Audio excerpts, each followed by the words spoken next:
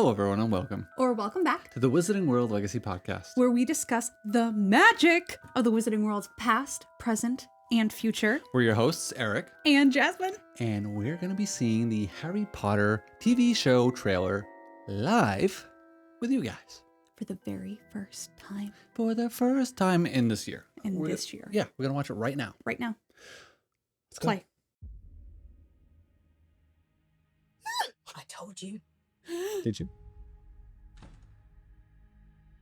You are a normal boy Oh my gosh, we're in school. and you're going to start acting like one. I was getting bullied. You think you're something special? Haircuts. There is nothing special about you.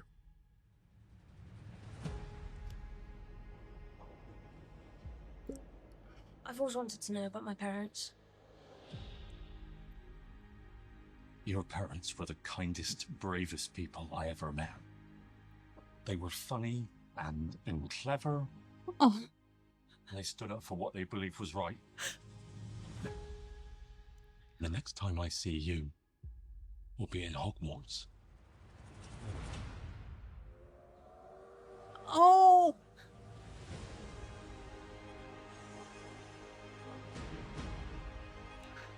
Dude, visually this looks sick. No! Mr. Potter, I think we can expect great things from you. Eric. Oh. Let's see who you are. The greenhouses look sick. Oh.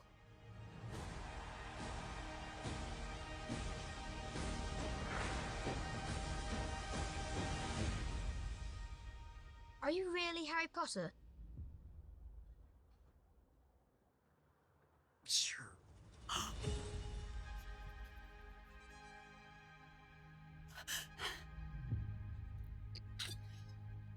Christmas 2026. All right. I got thoughts. I'm so excited. Visually, it's pretty sick. It's epic. Visually, it's epic. And it's so much like darker toned than I thought it was going to be. Well, it's not. It's darker tone without being too dark like the later movies were. The later movies are like desaturated and dark in feeling. This is just like deep. It's like deep, but like starting Saturated. out with Petunia yelling at Harry, like that like psychological yeah. impact Yeah, emotionally is dark. like heavier. So let's talk about that for a sec. Number one, you're definitely getting strong HBO vibes with the way that they Yes. like saturate things, but keep the tone, like the visual tone, kind of dark. But what do you think about what's going on with Petunia and you're not special? You think you're special, you know, like all that stuff. What do you think about all that dialogue? Obviously, that doesn't exist in the books. Right. It doesn't exist in the books. And I think we've already established the fact that we're not 100% book faithful. It's just not happening. But I think it's interesting that Petunia's saying it. I would have imagined Vernon saying it. Me too. There's the whole sitting on the train with Hagrid scene.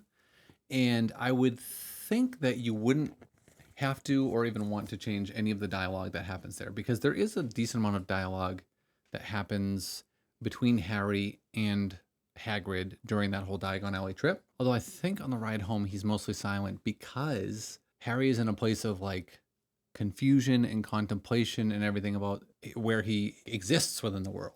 Right. And the fact that his parents But I don't died know and that- he's famous because of that. And I think this is on the way home when before they get burgers, like cheeseburgers. Right, but I don't know that the audio that we were just hearing is the audio that's actually associated with this scene. It sounds like it was like an over like. That's true. I guess you're right. It's implied that that's the scene, but those words, most of these words that we've heard during this trailer were never spoken. No.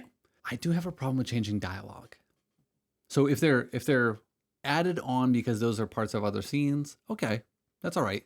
I don't know how I feel about the whole Petunia part, which we can get into in a sec. But if this is like the dialogue between Hagrid and Harry on that train ride, that's gonna bug me a little bit because Harry's supposed to be in this definitive place of contemplation. I think I've pretty much like accepted that we're not doing a faithful adaptation. In the trailer, it literally says based on. It's going to be inspired by. We're definitely going to get a whole lot more detail.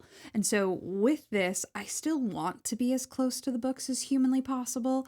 However, I'm really excited for the show regardless. And I think I've moved from hoping that there is exact dialogue replication to hoping that there is similar tone and intention replication. I'll get over if there is dialogue changes. I wanted it to be faithful. It won't be. I'm very excited because I think the tone and the visuals and everything are going to make this a much more fleshed out version of the stories. And it's going to make it more relatable to people watching it today. However, I think people who had certain expectations for this show going into it are going to need to really, really change their expectations. I agree. Because it's definitely not, like 100%, this is not going to be a book accurate, faithful adaptation like we were promised initially. And I know people think I keep getting hung up on that. Well, you do. I do, because that's what we're told. And you could be book accurate and faithful without making everything page for page, word for word, exactly the same. It's obvious there's going to be significant deviations here. Significant. In sort of theme with that, we get a scene with Petunia talking to Harry. Yes. Basically berating him for thinking he's at all or ever could be special. That's obviously not in the books. That's something that you think would be more likely coming from Vernon, and I agree wholeheartedly. Right. That definitely seems like more of a Vernon vibe. I'm shocked we actually didn't even see Vernon talk at all. Daddy. I'm also wondering when that would happen. So we're seeing like flashbacks of the haircut scenes and stuff like that. Obviously, like with the Hagrid scene, this is sort of an overlay dialogue happening. So I wonder if that happens after he finds out he's a wizard. I don't know. What if it's not in the show at all? It could not be in the show at all. There's also the chance that like she's interacting with him for some other reason. Or it's a flashback and there is like a scene that fits it. Yeah, well, even the haircut scene, right? There's the part in the book where he talks about how she cut his hair super short and it looked hideous. And he was all worried he was going to have to go to the school the next day looking like an idiot. And then it grew back overnight and he was blamed for that. So I think that's what we're getting with that scene. I don't understand how the dialogue meets that unless he responds by saying, I don't know what happened. Maybe there's something special happened with my hair and it grows really fast. And then she comes back with like, you think you're special. You're not special. There's nothing special about you. And it's this like beratement over this little comment he makes. I don't know. Again, that's not dialogue that was ever in the books. So it's not changing dialogue. So I don't care as much. I do think Aunt Petunia berating him before he finds out he's a wizard about being special, unless we're totally not getting the context of it at all, maybe doesn't make a lot of sense. I mean, like, Vernon is screaming about the fact that there's no such thing as magic. I know, but that's like super subtle. That's explained by the fact that the Dursleys don't like anything unusual. Fair. Even like somebody wearing unusual clothes, they're offended by that. So yeah, of course they'd be offended by the mention of magic. That's something unusual. I think her berating for him like in such an elaborate way as we get in the trailer for thinking he's special is like the giveaway that he is obviously special. And granted, if you're watching a Harry Potter TV show, you probably know he's a wizard already. And probably know he's at least a little special. But if you've never read the books before, and this is your first foray into the Harry Potter franchise, you might not know that yet, and you'd be like, oh cool, what's this show? Let's give this a gander. If I didn't know anything about Harry Potter, and obviously I can't actually say that because there'll never be a world in which I can watch that kind of a trailer without being me. But if I wasn't into Harry Potter at all, I would totally see that trailer and still watch the show. I mean, just for the cinematics, I'd be like, dude, what what is this? This is like, all right. Like the Great Hall. Dude, the staircase, like everything about how they're visually depicting Hogwarts looks sick. I love the like little bullying scene. I love little kids getting bullied, bro. I love it. I can't help myself. Savage that kid in the bathroom. Exactly. That's what I'm asking. No, I'm not asking for that. But like, I think Next you're gonna go tell Cedric to go pop off and die.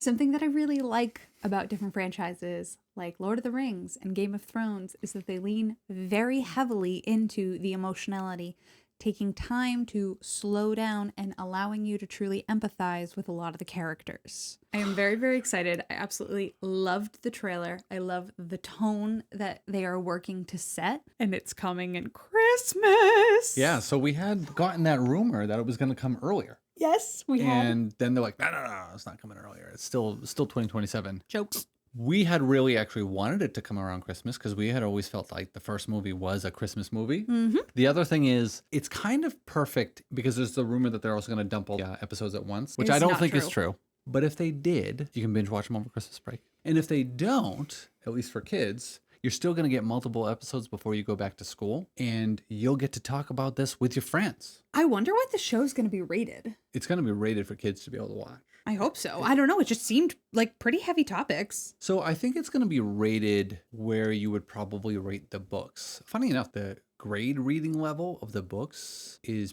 pretty low. Okay. I read those and, I there's was some actually complex words in there. Well, I was surprised at how low it is because there are actually words, even in the first few books, that I'm like, I don't know. Like, if you're talking about just literacy in the sense of I can pronounce the words, yeah, that makes sense. If you're talking about reading comprehension, maybe not. I don't think a kid could give me a reasonable book report on this at the reading level that they are. They're like second grade reading level. No. Yeah, but not reading comprehension, just like literally I can read the words on the page. I would say that's closer to fourth or even sixth grade reading level. Somewhere between fourth and sixth makes sense. Yeah. I think like TV 11 Okay. would make sense. I don't think it has to be like 14 plus or anything like that. Yeah, there's heavier topics in here, but I mean, these are topics that kids deal with. Like, there's kids who grew up in, even parts of the UK. You think of kids growing up in, not to pick on anywhere, but like Essex and other places that are like a little bit, they're maybe suburby, but you might have areas where there's patches of lower income. And unfortunately, a lot of times those kids are left in tougher situations. They're coming home to an empty house because mom or dad or both are working multiple jobs to be able to get by. They might have like shady neighbors or things like that. It's not just Essex, by the way. I'm not picking on Essex. There's plenty of places in the US like that. Kids deal with this kind of stuff, whether it's from family or whether it's from people in their neighborhood. They're getting bullied or they're getting picked on. And I don't know, it's the real world, really, with a magical twist to it. Fair point. So I think it's reasonable to have like kids on the older scale, but kids watch this. So kids are going to get to watch it. Well, kids are obviously going to watch it. Parents don't care about TV ratings anyways, but I just Mine think did. parents nowadays don't care about TV ratings anymore. I was not allowed to watch Kyle XY when I was a kid. And That's I rated really like TV 8. No, it's not. My mom did not let me watch Kyle XY, and I always really wanted to watch it because, like, why does Kyle XY not have a belly button? I don't know. I wanted to know. Trauma. You guys get it. I do think coming around Christmas, there's a bunch of great purposes. Merchandising, we've talked about this before. It's going to be killer for them to get all this merch out around Christmas season and Christmas presents and all that kind of stuff. Anyone who wants to get me a Christmas present? HBO subscription and whatnot. Yeah, I'm just saying it'll be really easy this year. Aesthetically, I'm a Ravenclaw, and I really love the Deathly Hallows. Thank We're you. going to have a house conversation after this podcast. Eric, if you tell Not me about that you. we have to have a chat, I will have a mental breakdown. The other benefits of it coming around Christmas is it keeps that Christmassy vibe. It's going to be a weird Christmas vibe, though, with Harry basically being abused by family. But, it's a stressful time of year, so who hasn't gone through that? If I had to pick a time to beat up children, it would totally be around the holidays. You don't deserve presents, you little... Again, being able to just like have some time to like get into it and talk with family, talk with friends about it who are interested in the franchise, and get to go back to school or back from whatever winter break you have if you're not school age, and talk with other people about it. It's going to be fun. And baking, because we're going to have our Potter premiere party. This is going to be perfect.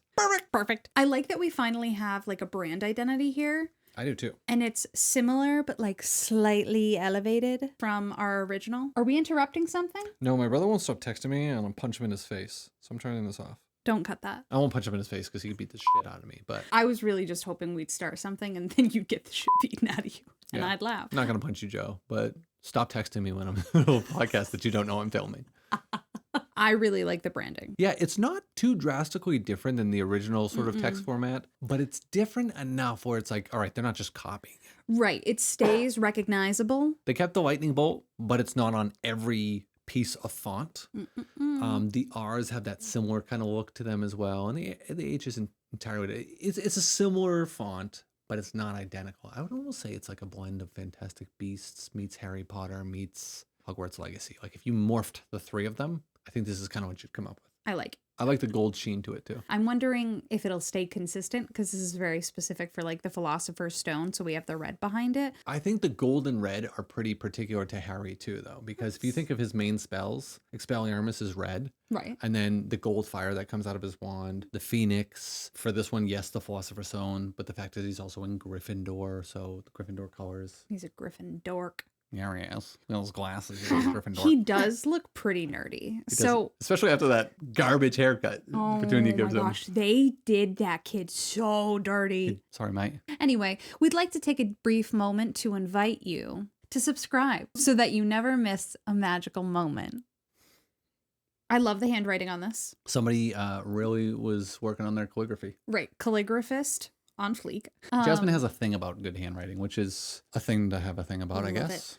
I have terrible handwriting, so I don't Yeah, really you care. do. Please don't write anything ever again. God for computers. Thank thee, Lord. So with this, I am loving that they got the green ink, 'Cause heavy that duty is- parchment. See, this is what's weird is like there are pieces of this that are so specifically accurate to the book that it makes you wonder, why are they deviating on things that are more important? These are little subtle details that make me go, nice, like nice attention to detail. But I would be less miffed about the ink color that he gets on his letter than I am about other things, which we'll get into. I thought this was visually stunning. I've heard a lot of people saying that, well, the train looks like the train. So the train is 5977. The original one was 5972. I do think the train looks like the train, but I love the framing, the angling. Like, we didn't get this foresty. I like this. I think this scene is much more consistent with, if you look at the little kind of ghetto map that J.K. Rowling provided of like the landscape and where things would be placed, it's literally just like a plot graph of where things are. This is definitely where I would think we'd see it let off. And it's kind of more consistent with what we see for Hogwarts Legacy, although Hogwarts Legacy is more of a dedicated like train station. Yeah. This seems, and we're not seeing the whole thing obviously, so maybe on like one side of it it's a little bit more train station-y. But I like that it's kind of like tucked against the woods. Yeah, that's what I'm saying. Like, it's Yeah. like this immersive foresty vibe. Yeah, and I don't know, it's great. Also, how much different can you make a steam engine look? It had to go from a Muggle platform all the way up to Scotland, and at times would have been visible to Muggles. It can't look that different. And I know in some of the illustrated editions from Jim Kay, you did get like, it almost looked like there was a dragon in the front. There's nothing to actually say it looked like that. That was his artistic depiction. So Right. I don't know, the people who were griping about it looking too much like the original, I don't think it does. Also, the scene from the trailer when they show the inside, I think that looks quite different. Homey, but like still warm and inviting and without being too cramped. I don't know. I liked it. The visual inside looked cool. I agree. I definitely liked the inside. I feel like when I'm thinking about the inside of the train in the original films, we got like, I don't know, I just remember the like almost velvety, like two-tone It was like blue tweed almost. seats. It And I was was I like, think it was like green and like deep blue. yeah. It was like, And I was like, that's not comfy. that is what the trains look like though there. I know it is. Like I if you just look at don't the like it. Jacobite train, the Jacobite Express, which is kind of what inspired it, and you can take that and there's an actual cabin that looks like it. That is what they looked like back then. But I don't want that. I know, but if you're trying to be accurate to what like a Muggle train would look like, because you're trying to make it look like it blends in, Right. it was accurate. My complaint wasn't that it was inaccurate. It's just this looks nice. Right. It looks nicer. homey. Yeah, looks comfortable. magical. Looks magical. And I Yeah. think that when you're taking kids to a magical school that they didn't know existed because they didn't know they were wizards for the first time, like a little bit of like comfort. Also on a train ride that takes hours. It's like a whole day affair because they leave I at just what, like 11? it. 11 Yeah. sharp, I think so. and they're there when it's night. Like Right. the sun's gone It's down already. night. That's a long train ride. I very much like the train. I really like this scene. And I think the inside of the train is kind of perfect. We got this nice little of the trio. This would be like the cloisters. They definitely, this is like what the cloisters were around the courtyard where Malfoy like Yeah. goes, my father will hear about that Potter, and gets turned into a weasel. It's definitely a different look. The cloisters in the movies were based off of, I think it was Trinity College. It was either Trinity College, I know that's where the library was, or part of Cambridge University. I've been there in person. Looks super awesome. Definitely looks super old and very magical in its own right. This looks pretty cool. And I think this is part of the Berry Bushes farm set. Yes. I very much It looks believe to be. that. Also, we have maroon robes. So I can't tell. Are the robes themselves actually maroon? As the one who's not colorblind, they look. So it's not the inside that's maroon. It's like the It robe. looks like the outside. I am colorblind, so sorry. Editor Eric here. Just a brief interruption here. We are in the midst of talking about the robes for the Hogwarts students and how they are maroon and seemingly color matched to the houses. They are not. I am not as colorblind as Jasmine likes to think I am, although I am colorblind. But in all seriousness, this is a matter of color artifact from the compression done by YouTube and some of the other online hosting spaces for the video. If you are able to get a hold of the actual video file from HBO directly, the color artifacting is not sort of ingrained into those videos because it hasn't been uploaded to YouTube. This is something I go into explain in a second. I'll leave that part in. But the actual robes will be the same black robes as described in the books. So a book accurate element for the adaptation to the TV series. Back to the video. So I'm wondering what of this is real and what's digitally extended. Because if this is the Barry Bush's farm, you'll remember that there is a section where it's kind of closed in a little bit. Yeah. It doesn't go all the way up, I don't believe. Maybe for just this section it does, but most of the top is digitally extended. It's like blue screen. Blue screen. So I wonder if any of this ceiling is real. If it's not, I feel like that makes a lot of extra work in filming. Mm-hmm. I don't think any of the stuff in the background here is real. Probably not. No. This, I'm assuming all of this is Real. I don't believe that this is. I think that's probably added afterwards, and that gives them better control over like the top lighting. Okay. Because otherwise you have to contend with the imposed shadows of having an overhang like that. Right. It looks sick though.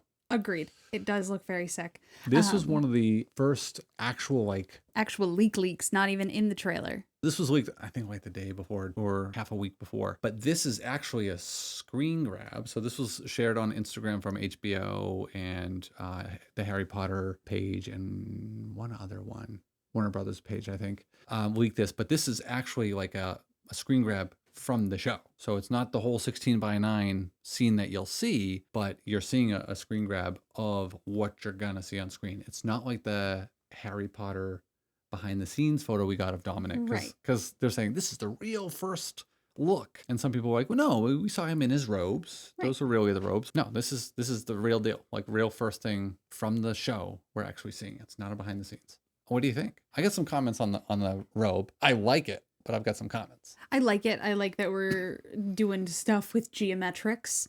Yeah, the 90s geometrics. Yeah. For sure. Yeah. Like that's definitely what they're doing here, where they got like the stripes. I don't think have anything to do necessarily with trying to fit a 90s geometric vibe, but you've got like these different shapes that are all cut out here. That gives me that. That gives me that like windbreaker suits. Yeah. That people used to have that had like Track those different suits. Yeah, exactly. And they had those different like Right. patterns on them. Exactly. It's weird to see it at Hogwarts though. It's weird that they like pulled in Muggle fashion and it's so time accurate because everything else is so time inaccurate. Right. I think that's a good point. And maybe it's just because it's their Quidditch robes. Maybe those get updated more than the rest of the fashion because students are constantly buying new Quidditch robes and, you know, they get worn out because they're playing Quidditch in them. I don't know. Maybe they'll stay more up to the times. What do you think of the colors? I think the colors are great. We get the Hufflepuff and Gryffindor banners. And we have... Well, hold on. Before we get to the banners, on his robe, this is maroon. Yeah. What color is this? Also maroon. It's just like a different... Shade of maroon? Yeah. And then gold. Yeah. Ish. Yeah. It's maroon and gold. Okay. I almost thought that this one here, I almost thought that maybe that was like a desaturated black and weird looking because of the color grade. Mm-mm. All of it's maroon with gold highlights. Potter 7. What do you think about that compared to the old Quidditch robes? I'm going to be honest with you. I can't remember them. You can't? I mean, like, I kind of remember, I feel like I remember, like, the sleeves, but I can't picture what they look like from the back. I liked the old ones, but I actually like these better. Oh my gosh, yeah. I think these are just like, there's a bit more to them. Bit more. It's a bit more. That's a dear. I think with the sleeves, it would be harder to play. I think if you had the ones that were more over the shoulders or even that style. I like these ones. I think these ones are great. I like this a lot. You can't really tell if they're sleeves or if that's just over shoulders. But we do get the Hufflepuff and the Gryffindor banners. Looks like we're doing gold and black, gold and red so far, which I'm loving. In the banner next to Hufflepuff, it says Fred and George. Fred and George's. George's. I wonder what that's for. Betting is my assumption. Or It's just that they're really big fans of Fred and George. I'm going to be interested to see what that's for, because they shouldn't have, hold on, they shouldn't have joke job stuff yet. In the release of this photo, they said that we see the Slytherin banner. There is no Slytherin banner on here. No. So I don't know why they said that on their post. But yeah, this is obviously Hufflepuff and Gryffindor. I like the colors. It's definitely different than the other banners, Totally. and I like it. This is more like you would see on an actual like house crest. What do you think about the brooms? I can't really see it. You saw her in the trailer. Do you remember it? No. Do you want me to pull it back up for a sec? No. You just give your thoughts. No, you got to see it. I need your comments on this. Let's pull that up for a second, and you tell me what you think about the brooms. Oh my gosh, hold on. We got to go back to the train. Just looks so like warm and amazing, and the castle. Oh my god, dude, castle's sick. What do you think about those brooms? Oh, I hate that. Isn't that Terrible? absolutely terrible? Like, look at these. Yeah, I hate that. A lot of people are duking on the brooms right now. I mean, like, I don't blame them. It's a terrible, like, I'm sure that once I actually see everything in action and all put together, I'm sure I'm going to love it. But currently, I'm hoping I'm gonna hate love it. Yeah, the brooms leave a lot to be desired. They look like a regular broom, which I guess in fairness, in all the illustrations that we did get, they're very traditional broom-esque. They're very traditional. And then, but they're traditional with like extra things just lobbed onto them with seemingly no purpose. Right. It's like they wanted to make it seem so mundane that it must be magical. Right. Yeah, maybe we'll like them. I don't know. If that's the Nimbus 2000, I'm hoping that's like a training broom that we're seeing, but I don't think it is because he's out of game. Right. If it's the Nimbus 2000, I don't know. Very unimpressive compared to the originals. I think he's adorable. Yeah, I think Dominic's going to do a great job. Me too. It's definite departure from the look that we got from Daniel Radcliffe, but I think it's probably more accurate with the clothes and with, I don't know, he just like seems more like a little kid from that time. He does. I think in the trailer, it's giving like a little bit more like nerdy. I wonder if he's like seeing stuff on set for the first time. He's like, bro, this is sick. Like, I get to act in this. Dude, his life is crazy right now. So I we've can't got imagine. Dominic McLaughlin as Harry Potter. Got our first look at Arabella Stanton as Hermione Granger. She's perfect. Yeah. She's perfect. We've already gotten to hear her as Hermione, In the full cast In the full audiobooks cast. from Audible. and she did a fantastic job. That's another thing that I think would be interesting. Like, if you're her and you've done that and you've delivered these lines and they change them for the show, I wonder if she's going to be like, that's not the line. That's not what Hermione says. That's exactly what Hermione would do, though. Exactly. And So- and I hope she does. Absolutely. And I hope they're like, all right, Arabella, we'll turn it back. And yeah. I want her to be like that. Then we have Alistair Stout. What do you think? I love him. He's a cute kid. He seems a little bit heavier and he's giving me shorter vibes. Because he's supposed to be tall and lanky. Yeah. Which, you know, if it's not a perfect visual match Right. for height and like stuff you just can't control, No. that's fine. I still think he's going to be a good Ron. And I, he's I can't wait to see how he grows up and turns into more grown up Ron. like already so expressive. Yeah. And he's gonna be like so cute and funny, and I really hope they do his character justice because Me he's too. so good in the books. he's so good. You gotta give Ron some strategy. Yeah. Give him some strategy points, please. He doesn't have to be super book smart because Ron isn't, mostly because he's kind of lazy. But he is like just a natural strategist. And the one thing he always kicks Hermione's butt in is wizard chess because it's purely a game of strategy, which comes into play in the first season. Locks Pratt's. The like tone of this image feels like we're in like the potions classroom. So I feel like there is gonna just be like a tone shift when you're like in the corridors and it's bright, and then you're in like the dungeons And it's dungeony. and it's dungeony. There's one thing I don't like about this. I like that they went with the nice light blonde hair because he is supposed to have like platinum blonde hair. What I don't like is we've talked about the fact that Locks Pratt is Older. considerably older. And it looks like they went pretty overkill on the makeup to try to make him look younger here. He almost looks like too feminine now. I disagree. You don't see what I'm seeing here? Like around the eyes in particular, I feel like, and they kind of make him look like he's got pouty lips. He's got like that. He does have pouty lips. Well, but in a very, like these are feminine pouty lips versus like bad boy pouty lips. And they almost like round out his cheeks. He's got like kind of a cut jawline in every single photo we ever right. see. They definitely round out his cheeks, but like I don't think that detracts from anything. I just think in an effort to make him look young and little boyish, they made him look more feminine and less imposing. And while Draco doesn't have to be, like imposing because he's got Crabbe and Goyle and stuff, there's got to be some sense of menace to him. I definitely think that's true, but I don't think that in this scene right now he's supposed to be menacing. We don't know when this is like happening. He's learning. But he could also be looking over at Harry like, what's that idiot doing with that cauldron? Doesn't even know how to make a potion. I think that's true, but I think I feel like we've seen even in his headshot, he was like Well, that's what I'm saying. giving imposing. But so, the softening of him, but I think, in an effort to make him younger. He can do it even with the softening. Like it's Maybe. in his expressiveness, not necessarily like I just don't think that he's trying to be imposing here. I'm hoping that in trying to age him down, it doesn't take away from that. Right. Because like you said, his first headshots were like, dude, it's Draco. Right. Absolutely. Yeah. 100%. Yeah, I hope that doesn't take away from it, the makeup and stuff. I'll let you lead on this one. You're going to hate this. I don't hate it. You were right. I'm having a hard I do hate time that. with the zipper because that feels very not magical. Yeah, the zipper is trash. It's quite trash. Like trash. And before anybody gets all up in arms, this has nothing to do with the actor.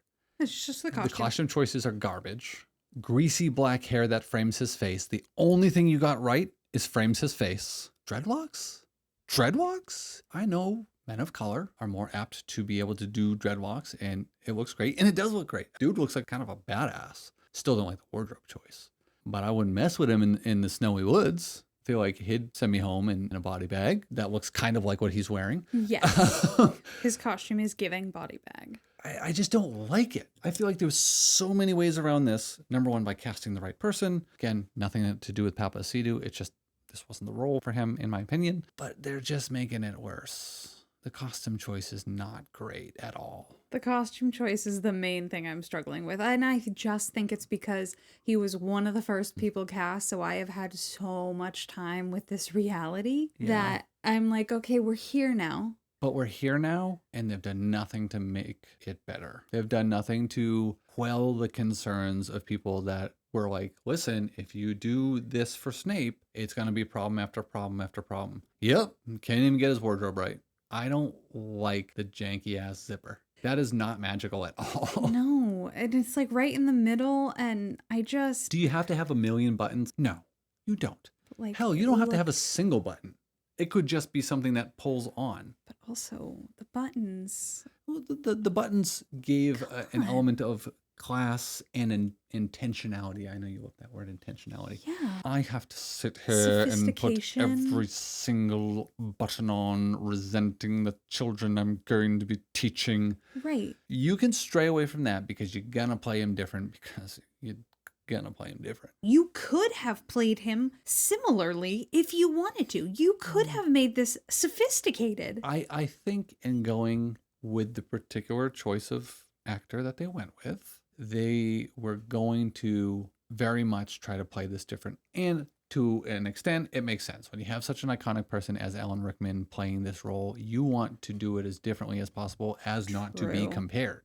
I get that. I would... That's just not a good fit.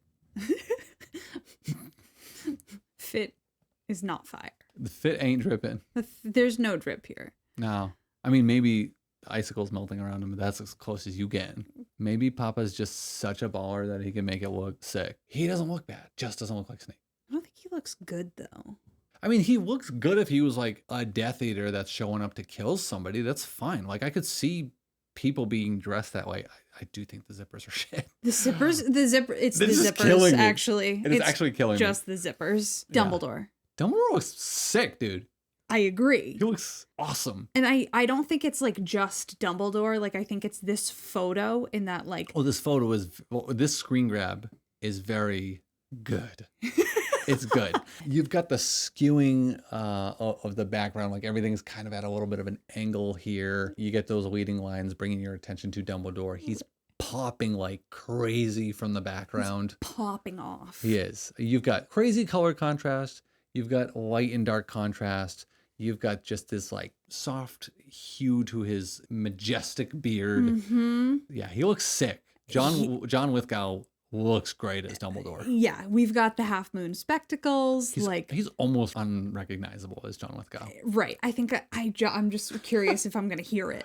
I hope not. Because I only hear Lord Farquaad. Yeah, I really, really hope he worked on his accent. Mm-hmm. He was working a lot with the dialect coach. Speaking of John Lithgow, he commented on his outfit being like 20 pounds of clothes. That's crazy. Imagine acting in like 20 pounds of clothes all day, dude. That's nuts. I just feel like in the year of our Lord 2026, we probably could have figured out lighter clothing. But Yeah. at the same time, didn't Kit Harington say like stuff about wearing his like full, he was just wearing basically full animals. And what, like leather and like furs and stuff. Yeah. Yeah. It's got to behave a certain way when he moves. That's fair. Right. So if you change the weight, it's going to behave differently when there's wind, when he's moving. Like it's going to behave a certain way. And gravity is a thing that we don't have control of. That's a good point. Not yet. Just kidding. My guy's going to have to work out. I think he's getting a workout. Every day he's on set. And he's got a pretty cute signet ring. Yeah, signet ring looks dope. What do you think of Professor McGonagall? She's almost too fashionable. She is pretty fashionable. Although she's got the tartan. That's pretty good. It's the hair. Mm-hmm. It's supposed to be... It's styled nice. It looks great. I'm very excited to see what Janet McTeer pulls off as McGonagall. I think she's going to do a great job. Yes. I think she's just inherently imposing. I'm like a little bit scared looking at her. It gives me a touch of Cruella de Vil. Oh. Especially with the gray in the hair. A touch of Cruella. I see it. I definitely see it. It's not my favorite thing. I do wish that we had gone a little bit more book accurate on this one, but I'm not going to lose my mind. It doesn't over look it. like she's wearing robes. That's the other No, thing. it looks like a jacket. Yeah.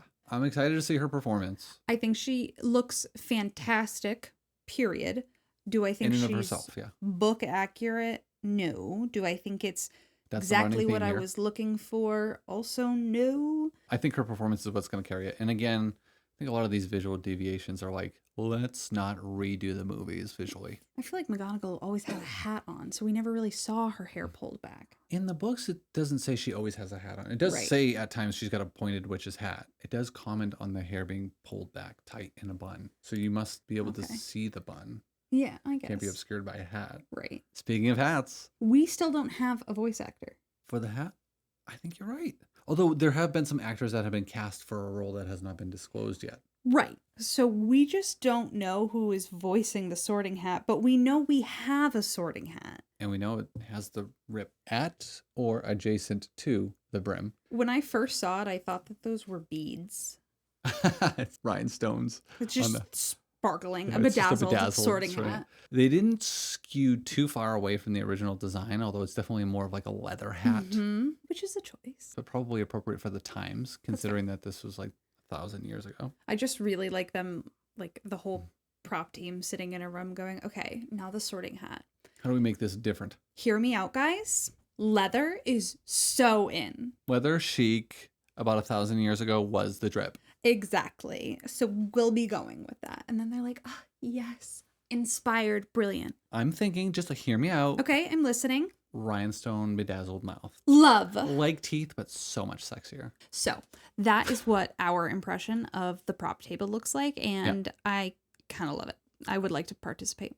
I like that they stuck with the like folded in nose and where the eyes would be kind of creased. Because that was always like a nice way to make like a face appear on a hat Right. from the original. Again, not a huge deviation from that. It'll be interesting to see how it animates. We do see Daddy Dursley here. I'm definitely seeing him. Not big beefy with a big walrus mustache, I can tell you that. I will say for Belle Powley, the cut of her clothing does make her neck look longer. Yeah, they kind of accomplished that. And I think a lot of that can be done by lens choice too. Right. If you use the kind of True. right kind of lens to sort of elongate things based on where she is in position to the lens, that could do it. Not bad here, actually. And she's blonde. Yep, look accurate. So we're going a step in the right direction there. I'm excited. And I just really like this perspective. Like the visual perspective Like, that we're seeing. yeah, the visual perspective of this. It's very TV drama. They're like, we're getting horrible news in the form of this letter.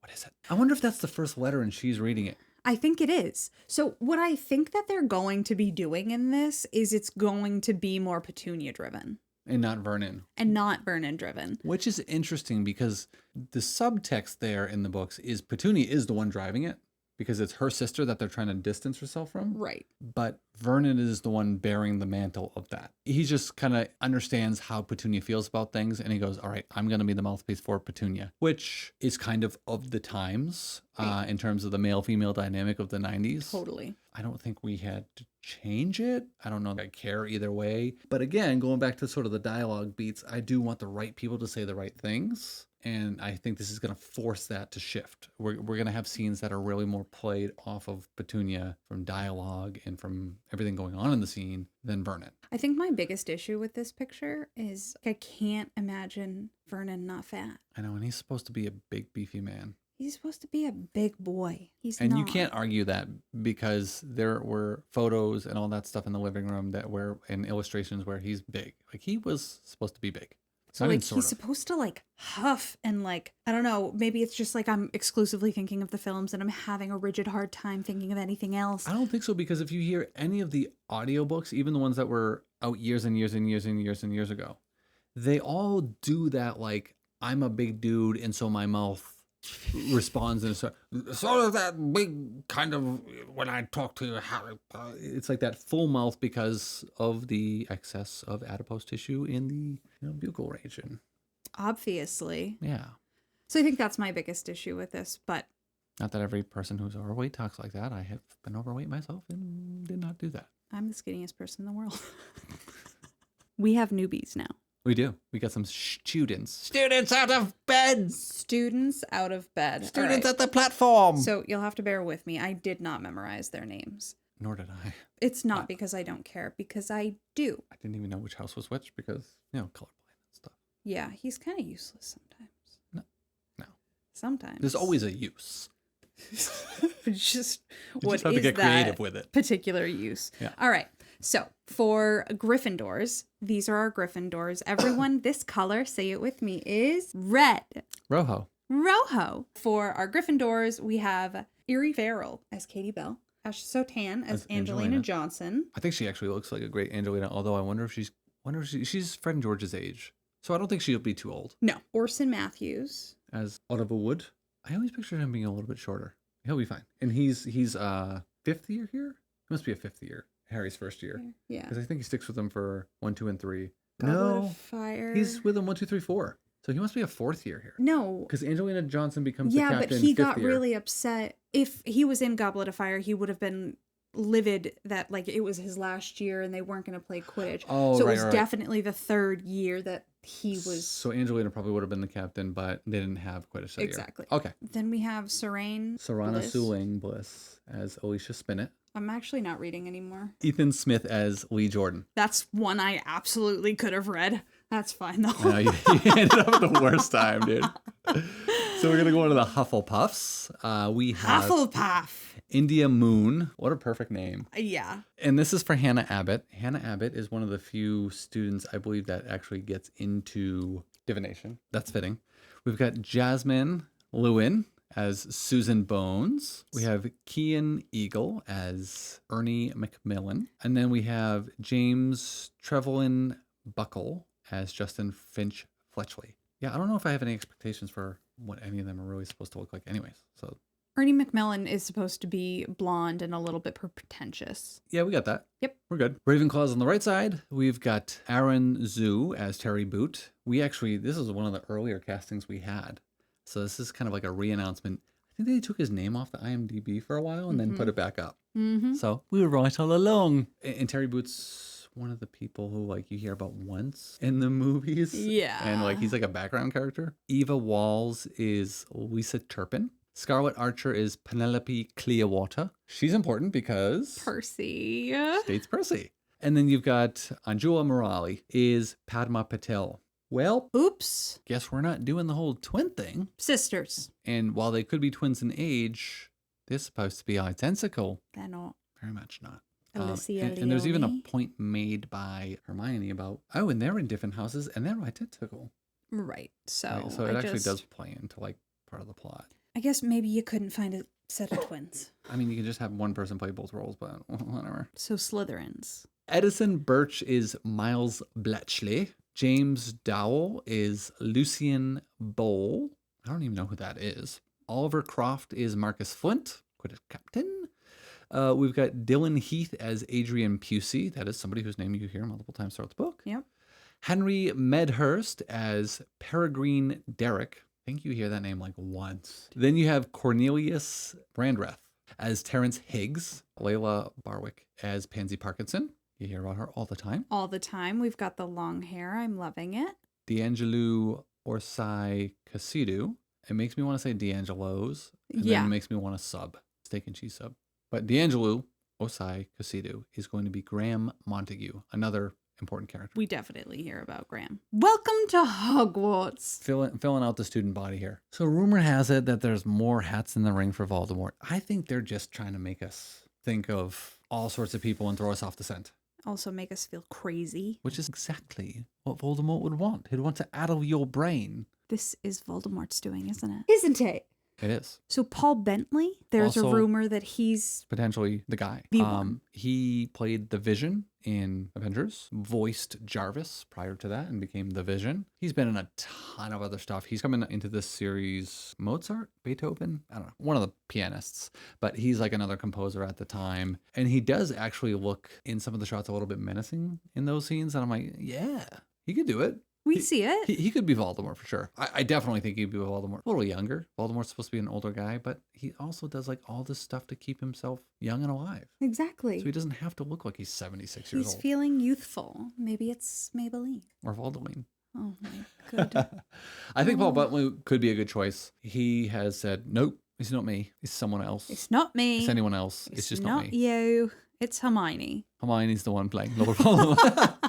There's rumors about other casting choices. Absolutely. There's rumors that Jon Snow. is trying to get involved in the series. There are no rumors that he has been cast. There are just rumors that his agent is really working He has been cast. to try and get Kit Harington. Who has played a character in Harry Potter. Full cast audio editions on Audible. Exactly. Trying to get him cast. And some of the theories about roles he could play are Sirius, Remus, or as Has already done in vocally. his previous works, Gilderoy.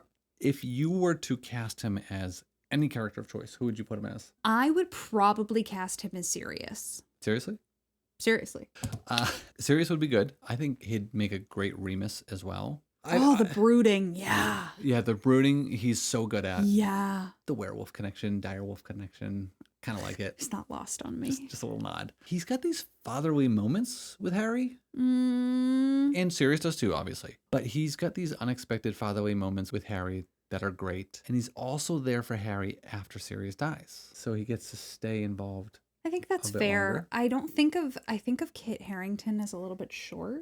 Yeah, Remus doesn't have to be terribly tall. I know, but then it limits who you can cast as Tonks because he's taller than Tonks. Right? Yeah, but it's easier to find a female that's shorter than Kit Harington. I mean, he's not incredibly tall, but there's plenty of females out there that are. That's fair. And she's also an Animorph Magi, so she can change her appearance at will. So, So what am I doing trying to apply logic to a magical situation? exactly. I'd probably cast him as Sirius, though. I think it's the curly, like, long hair. Dark curly hair. But we're also making that association with how they represented Sirius for the movies. Totally. Although he is supposed to have long hair. Yeah, I think either way I'd be happy. I've seen him with short hair and it looks good. He does have that long hair vibe. That would be great. Who would you guys cast? Be sure to comment below because I'm very curious. Am I right? Is Eric right? Well, let's phrase that question in two ways. Who would you cast Kit Harington as? And who would you cast in those roles that we mentioned? Remus or Sirius. I wouldn't cast him as Gilderoy only because of visually. They could totally make it work, but I don't see him as Gilderoy visually. He did do a great job as Gilderoy in the books. Right. He can put on the charm. I'd rather him in one of those other two roles. Plus he gets to stay around longer. Although Gilderoy does make a cameo. I'm signing fan mail in the 5th book. Recently, Casey Bloys sat down with Variety to talk everything HBO right now, including talking about the Harry Potter TV show. Let's go to our field correspondent to see what he said. And recently, HBO CEO Casey Bloys sat down with Variety to give his input on all things Harry Potter and HBO. And this is what he had to say. Casey, thank you so much for being with us today. I'm Variety. This is Casey Bloys, CEO of HBO. And I'm wondering, is there anything new you can tell us about the Harry Potter series? I don't think I can, but I am thrilled with what I've seen. That's fantastic. Now, Papa Esiedu, who is set to play Snape in the show, recently talked about some of the toxic and racist reactions of his casting, including death threats. Did you anticipate that reaction? Well, with all actors on any kind of big IP show, and this obviously is one of those where you've got, passionate fans and opinions. It can get scary in places. So for any show like that, we anticipate it and have tried to, do some training, some social media best practices and how to handle it. And obviously we got a serious security team. So unfortunately, it was something that we thought might happen, and we just try to be careful as we can. Absolutely. Thank you so much. Yeah, of course. Have you cast Voldemort? Casey? Oh, sorry. No, we have not. There's a lot of names going around. I mean, I think Tilda Swinton was actually one of them. Oh, I'm sorry. As a rule, I would say that any rumors, don't believe them. Casey, come on. I don't even know who we're casting. I don't know if I believe that. I really don't. I would just take everything you hear with a grain of salt. All right, whatever you say, Casey Bloys. Thank you so much for being here today. Back to you, Jasmine. Hogwarts is coming to Abu Dhabi. Sick. There's a lot of money out in Abu Dhabi. There is at least $7. There's a plethora of wealth. Warner Bros. World Abu Dhabi on Yas Island is developing the world's first indoor Harry Potter themed land, featuring both Hogwarts Castle and Diagon Alley. This 40,000 square meter expansion is currently under construction as of late 2025 and will feature original rides, themed dining, and retail. So I want to put that in perspective for us Americans here. Perspective. You might notice that Jasmine used a term unfamiliar with us Americans when it comes to measuring the size of a dwelling place. That was not 43,000 square feet.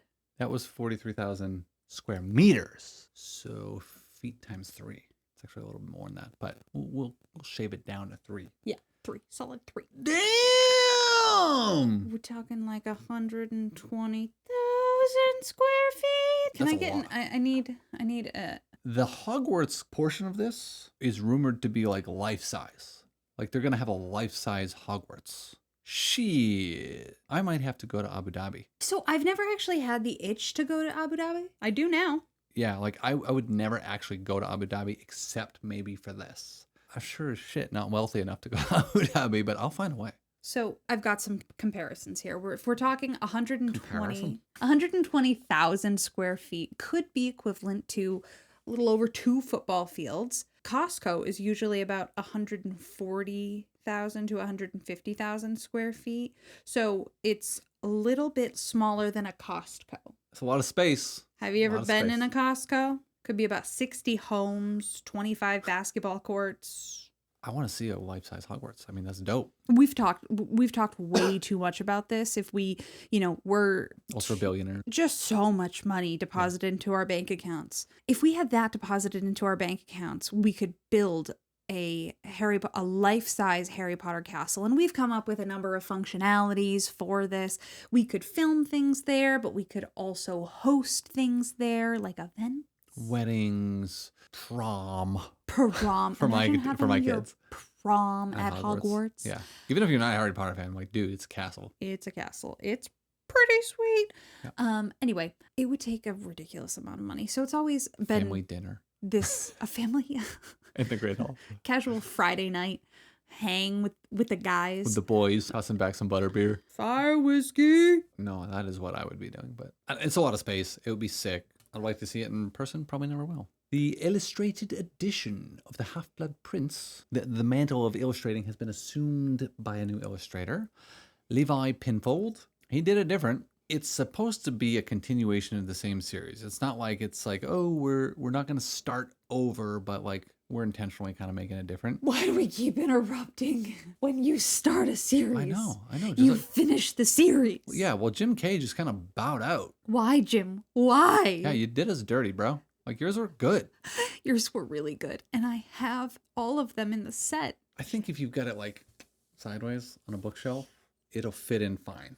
I know, but also I wanted it different. I don't hate it. Like it's like kind of creepy, and I If they were all done in the same styling, it would have been fine. totally. It is very Tim Burton-esque. Everyone's like weirdly skinny and almost emaciated looking. Harry's hair is just kind of all over the freaking place. It's a different vibe altogether. I'm still probably going to get it. It's I'm definitely gonna get it, available yeah. for pre-order now and will be released, I believe, on October 6th of 2026. And there's going to be this edition. Yep. As well as the deluxe illustrated edition, which comes like in the sleeve. It's thicker, bigger pages. I think it's a little Is bit that bigger your print. green one? Yeah. So Gotcha. so I have the deluxe illustrated edition of all the ones that are out right now, as well as the illustrated edition, as well as the British illustrated edition of the first one, Do you guys think he has enough? That's not as enough well as the books. Mimo Limas. That's not enough. Which- It'll never be enough. Mimo Lima was Also- obviously displaced by another illustrator slash, I don't know what you call it. It's more than just illustration because it's like there's pop-ups and all sorts of things. They, I think, did a good job of keeping it in the same vein as the Yeah, the purple one? the Mimo Lima. Yeah, Yeah, absolutely. It looks similar. it feels like you're just continuing. The characters look distinctly different in this. It's a continuation. Why does Harry look like an entirely different person now in Right. Dumbledore? I know it's somebody else's artistic interpretation. You don't want to rip off the original guy, but maybe you should have asked the original guy, can I draw the people at least to look quite similar? Harry looks skinnier than the dead people. Yeah, actually, he does. Very Tim Burton-esque. Typically, this doesn't go for everyone, but typically, Yeah, an emaciated corpse is going to have a little bit less to work with than a human being that's that's still just living what and I've eating. been told. The audiobook version, full cast audiobook version on Audible, is also going to be released soon, but much sooner. I Next think month. it's April 14th. Yeah. Have you listened to any of them through? Not all the way through. My attention span just is garbage right now. I'm working on it. I'm most of the way through the fifth one. He's better than I am. No, I just have busy brain and I I can't do things all- multiple things at once. I think it's really well done. I think they're continuing to do a pretty good job. I've had my reservations right along. I think there are times where certain characters, it's like, that is not how I would think that person would sound. There are times in the fifth one where Draco sounds like I would think Draco would sound. And then there's other times where you're like, you just sound like a brat. I don't know. He just sounds annoying. And then there are never times where Snape sounds like Snape. I don't know. He just got this characteristic to his voice where I'm like, nah, it's not it. You're not Snape. I just think that forevermore it will be really hard to hear anyone other than Alan Rickman, for me personally. For sure. I mean, there's always going to be that comparison because his voice is just so iconic. But even the Jim Dale versions, which I know there's plenty of people who didn't love Jim Dale's audio editions, I think his Snape was its own and worked fine. It was definitely totally different than Alan Rickman's portrayal. Totally, but like, But it still gave this like, all right, this is a professor who's a dick and is very he's very like snake-like kind of at times in the way he uses his sibilants, but not in the same way as like Voldemort would be. He seems like a greasy, slimy jerk. You get that vibe. And, you know, you've just got your voice to work with. So you've got to really nail it. Just with my voice. You do have to kind of nail it. Dolores is a thing. Keira Knightley plays Dolores. And she does this thing with her voice where she's very, ooh, it's so annoying. And it's like this weird, throaty kind of, I don't know. You might be able to tell it's Keira Knightley. You might. Just because she does have naturally a British accent and the accent's not too different than her normal accent. Oh, she does a good job at making you hate her though. Like when she talks, you're like, I don't just want to strike you because of what you're saying, but it's also how you're saying it. It's that without even being condescending, because like, you know how intentionally sometimes I'll say something in a way that is like overtly condescending and you're just like, I'm gonna hit you right now, any second. It's worse by 100 times than that. I'm sorry, no. But it's not even worse because it's more condescending. It's worse because you like, you fucking little toad. You're just so Feel about angry. Eric. But it drives the emotions of what everybody who has to ever interact with her write home. So she like nailed it. She did. It kind of makes it like when you hear Dumbledore respond in a very calm and respectful demeanor, you're like, bro, you've got something nobody else has got. Because Nobody else. I love the moments when Minerva's like, can I help you? I don't usually let someone interrupt me during my class. Okay, those sound incredible. I love it. Those moments. I've always thought that the person who does Minerva's voice for these ones does a great job. But those moments are to be lived for in this book. Lived for. Yeah, they're great. And I think it's very important to acknowledge that Warwick Davis was made an officer of the Order of the British Empire in the New Year honorees list for services to drama and charity. First class. Warwick, thank you for your services to drama and charity. I mean, we've always said that Warwick is a straight up G. He's done so much for the Little People community and for the opportunities that they have. He's also been acting since he was 11. Yeah, dude. He's a G. Like He puts in the work. he puts in the capital W work. Again, looking at the charity side of things, he does so much for other people, which I think is really fantastic. That's all we have for you today. That's plenty. It is plenty. Yeah. I am so excited. I'm like, I'm so stoked that it's coming earlier. Christmas time is the perfect time for this to come out. 100% agree. Oh my gosh, we can have a Christmas themed premiere party. I'm so excited. I think it's going to be incredible. I kind of wish that I could just wait for all of it to come out so that I could binge it, because I think that would be the most incredible binge. But you know what? I'll just do it both ways. I just realized something. What? I have 2 Christmas trees because I had one for my office. Right. Our set's getting a makeover for this, guys. Yeah, for sure. Look forward to that because this is going to look different. Gives me something fun to mess with. The bouquet on those lights is going to be out of this world. Bokeh. Okay, I was basically right, though. Bouquet is flowers. Let us know what you guys thought about the trailer. If you haven't seen it yet, please go watch it. We're not going to obviously have played the whole trailer here because I'm not getting this video taken down. Watch it. Comment on it. Let us know what you think. Dissect it. Jennifer Pepin, I'm talking about you. Feel it. Yep. Embrace it. If you feel so inclined. And let us know what you think about the screen grabs that we shared with you guys, about the actual trailer itself, the vibes that the trailer is putting out with the dark, ominous kind of tone to it. What would you change? What do you like? Do you think that they should subscribe? I think that you should be inclined in this moment to subscribe. I think that. Because as continued news comes out and we get more trailers, we're going to be sharing stuff here. We're going to be leaving comments here. And we're going to be letting you know what all's talked about in the Wizarding World community. It is. Dude, I'm stoked to finally have this first trailer. It's sick. It's really good. I'm really excited. Thank you so very much for joining us today. And until next time, Keep your wands at the ready. and stay magical. Vitae. Vitae. They was going to kill me if I told you who it was, but it's actually... Oh, Casey! I'd like to apply for his role.